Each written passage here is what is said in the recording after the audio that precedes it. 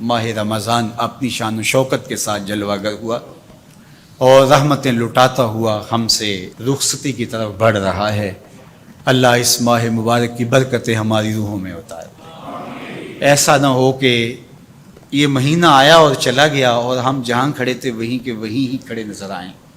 اللہ اس مہینے کو ہمارے باطن کی ستھرائی کا ذریعہ بنا دے، ہمارے اندر کی پاکیزگی کا سبب بنا دے، ہمارے اندر اجڑنے سے بچ جائیں، ہمارے من صاف ہو جائیں۔ یہ توبہ کا مہینہ ہے، مواسات کا مہینہ ہے، ہمدردی کا مہینہ ہے، اللہ سے قربت کا ذریعہ ہے۔ اس مہینے کی ہر رات بخشش برستی ہے، ہر دن میں نور برستا ہے، اس کے روزے گناہوں کا کفارہ ہیں، اس کا ایک ایک لمحہ اللہ کی رحمتوں کے حصول کا ضامن ہے۔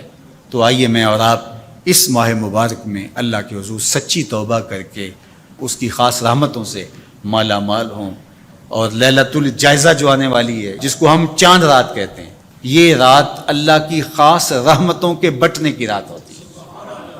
جب کوئی مزدور مزدوری کرتا ہے تو اس کو آخری وقت میں مزدوری ملتی ہے، تو گویا لیلۃ الجائزہ کو بازاروں میں نہ گزارنا۔ کچھ لوگ اہتمام سے اپنے کام مؤخر کرتے رہتے ہیں کہ ہم اس رات بازار جائیں گے، وہ رونق میلہ دیکھنا چاہتے ہیں، اور بہت سارے اوباش، بے حیا اور عیاش مزاج کے لوگ تو وہاں ہجوم میں گھس کر کے اپنی خواہشات کی تکمیل کرتے ہیں۔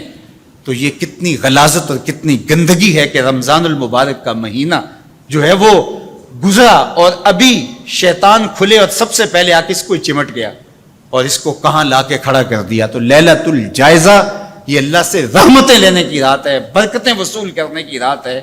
یہ رات بھی مصلی بچھا کے بیٹھی اور اللہ سے رحمتیں مانگیے اور اس کی کرم نوازیوں کے لیے اس کے حضور سوال کیجیے۔